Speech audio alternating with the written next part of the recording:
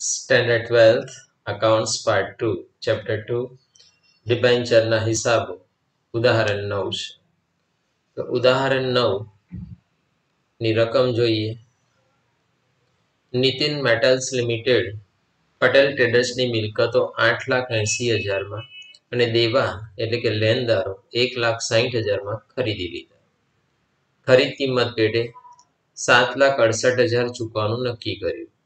Nitin metals limited ખરીદ કિંમત પેટે ₹100 નો એક એવા 12% ડિબેન્ચર 20% પ્રીમિયમથી આપ્યા. કંપનીના ચોપડે આમ નોંધ પસાર કરો. તો આપણે પહેલા ગણતરી શરૂઆત કરીએ. તો મિલકતો 8,80,000 ની છે, દેવા 1,60,000 ના. તો પહેલા તો સૌપ્રથમ ચોખ્ખી મિલકતો શોધવી પડશે. તો ચોખ્ખી મિલકતો આપણને કેવી રીતના મળે? તો ચોખ્ખી મિલકતો બરાબર શું થાય? તો કે કુલ મિલકતો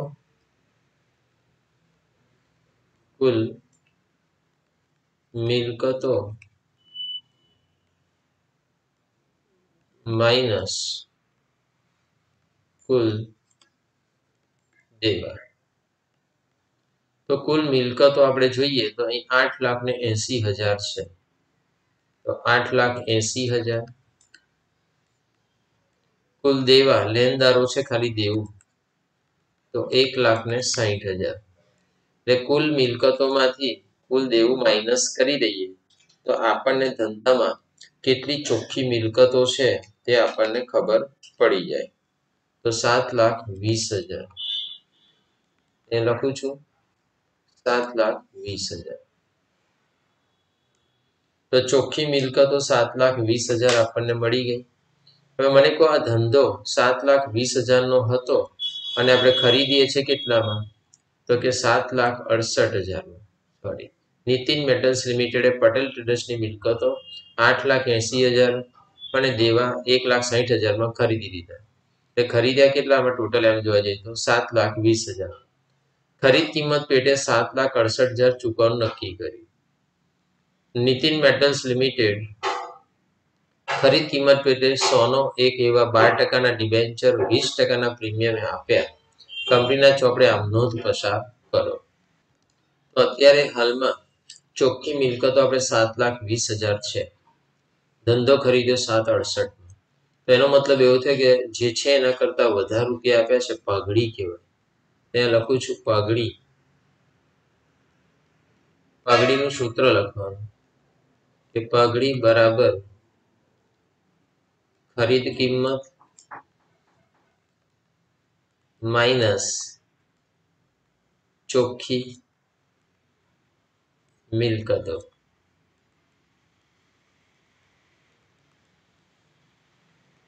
ખરીદ કિંમત, આ ધંધો કેટલામાં ખરીદ્યો છે? તો કે આ ધંધો અહીં લખ્યું છે ખરીદ કિંમત પેટે 7,68,000 ચૂકવવાનું નક્કી કર્યું. તો 7,68 લખી દેવાનું. ખરીદ કિંમતમાં 7,68,000 અને ચોખ્ખી મિલકતમાં લખી દેવાનું. આ ચોખ્ખી મિલકત 7,20,000. તો મિલકતો જે હતી એનાથી વધારે રૂપિયામાં પરચેસ થયું છે. એટલે વધારે રૂપિયામાં એટલે પગડી આપી કહેવાય. પગડી પેટે પેમેન્ટ કર્યું આપણે એવું કહી શકીએ. તો 48,000 રૂપિયા, 48,000 રૂપિયા આ પગડી તમારી આવી ગઈ. એટલે અત્યારે તમે જે કંઈ આમ નોંધ લખવાની છે પહેલી, તે આમ નોંધમાં બી મદદરૂપ થશે. આ પગડી ખાતે શું કરવું પડશે? ઉધાર કરવું પડશે. તો જો આપણે આમ નોંધ લખીએ તો પરચુરન મિલકતો તમે ખરીદી છે. તો લખું છું પરચુરન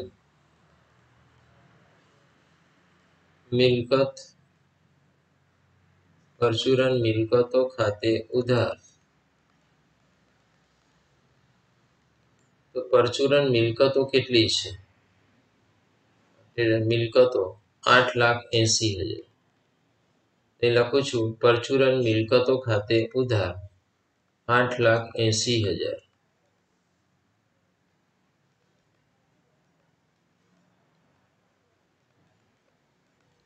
પગડી ખાતે ઉધાર, તો પગડી ખાતે ઉધાર કેટલા? તો કે 48,000। તો પગડીમાં લખી દઉં છું 48,000। તે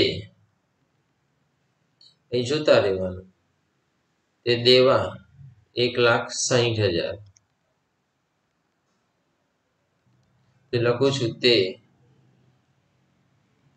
દેવા એટલે કે લેણદારો ખાતે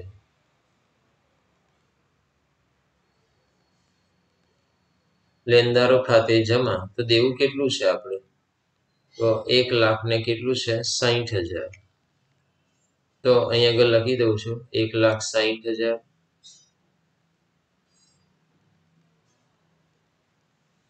અને તે અહીં નામ જોવાનું કોનું છે? આ ધંધો કોનો ખરીદ્યો છે આપણે? તો નીતિન મેટલ્સ પટેલ ટ્રેડર્સની મિલકતો, તો પટેલ ટ્રેડર્સ ખાતે જમા। પટેલ ટ્રેડર્સ ખાતે જમા। ઉધારવાળી આ બે રકમ છે 8,80,000 વત્તા 48,000, બેનો સરવાળો 928 થાય। એમાંથી 160 માઇનસ કરી દેવાનું, તો 7,68,000 આવે। તો લખી દેવાનું 7,68,000 રૂપિયા।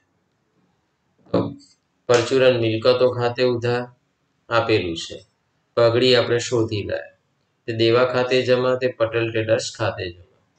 પટેલ ટ્રેડર્સ ખાતે જમા કરીને તે ઉધાર કરી દેવાનું। લખું છું પટેલ ટ્રેડર્સ ખાતે ઉધાર। તો પટેલ ટ્રેડર્સ ખાતે ઉધાર કેટલા? તો કે 7,68,000 રૂપિયા।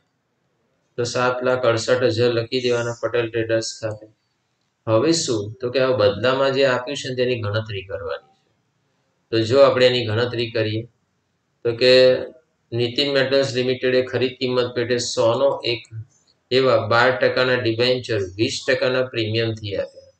તો 100 રૂપિયાનો ડિબેન્ચર અને 20% પ્રીમિયમથી આપણે એની ગણતરી બતાવું તમને। તો ડિબેન્ચરની સંખ્યા બરાબર ડિબેન્ચરની સંખ્યા શોધવી પડે। તો ખરીદ કિંમત છેદમાં ડિબેન્ચર દીઠ રકમ, તો આપણે ધંધો કેટલામાં ખરીદ્યો છે? તો કે 7,68,000। તો એ લખવાનું 7,68,000 છેદમાં ડિબેન્ચર દીઠ રકમ, તો 100 રૂપિયાનો ડિબેન્ચર પ્લસ અહીં આગળ શું લખ્યું છે? 20% પ્રીમિયમથી આપ્યું। તો 100 રૂપિયાના 20% એટલે 20 થાય, તો અહીં 20 પ્લસ કરી દેવાનું। તો એનો જવાબ આવશે 7,68,000 ભાગ્યા 120। તો 7,68,000 ભાગ્યા 120 કરશો તો 6400 રૂપિયા આવે ડિબેન્ચરની સંખ્યા। પછી આગળ ગણતરી કરી દેવાની, તો 6400 ગુણ્યા 100 અને 6400 ગુણ્યા 20, આ જવાબ તમારા આવી જાય 6,40,000 ના ડિબેન્ચર અને 6400 ગુણ્યા 20 1,28,000 પ્રીમિયમ આવી જાય।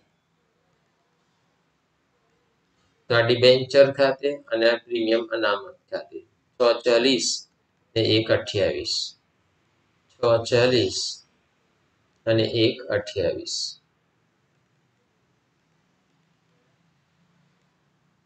1,28,000 આગળ લખી દેવાનું 640। આ 640 ના ડિબેન્ચર આપ્યા, કેટલા ટકાના આપ્યા તે પણ જોઈ લેવાનું અંદર। તો 12% ડિબેન્ચર આપ્યા છે, લખવાનું તે 12%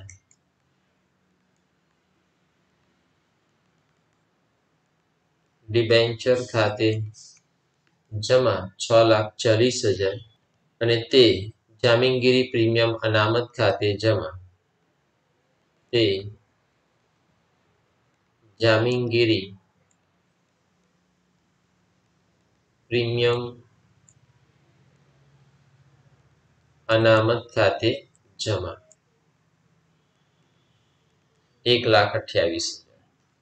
તો ક્લિયર દરેક સ્ટુડન્ટને ખબર પડી ગઈ હશે કે પહેલા તો મિલકતો ખાતે ઉધાર કર્યું, દેવા ખાતે જમા, અને જેટલામાં ધંધો ખરીદ્યો તો પટેલ ટ્રેડર્સ ખાતે જમા। એ પટેલ ટ્રેડર્સ ખાતે ઉધાર કર્યું અને બદલામાં જે તમે ડિબેન્ચર આપ્યા જેટલાના તે લખી કાઢ્યા અને એમાંથી બાદ કરી જે આવ્યું તે પ્રીમિયમ અનામત। ઓકે, અને આમ તો ગણતરી બી કરી છે કે આ તમે 7,68,000 ધંધો ખરીદ્યો છે તો ડિબેન્ચર 100નો 20% પ્રીમિયમથી 120ના ભાવે આપ્યા હતા, બેનો ભાગાકાર કરશો તો 6400 ડિબેન્ચરની સંખ્યા મળી જશે અને 6400 ગુણ્યા 100 અને 6400 ગુણ્યા 20 તો આ ડિબેન્ચરની રકમ ને પ્રીમિયમ અનામતની રકમ મળી જશે। તો અત્યારે હાલમાં દાખલો અહીંયા આટલો તો પૂરો થઈ ગયો છે, હજુ ક્વેશ્ચન પૂછ્યા છે જોઈ લઈએ। તો બસ આગળ કોઈ ક્વેશ્ચન દેખાતો નથી, બસ છે નહીં, દાખલો ત્યાં આપણે પૂરો જ થઈ જાય છે। દરેક સ્ટુડન્ટને સમજ પણ પડી ગઈ હશે એવું સમજુ છું।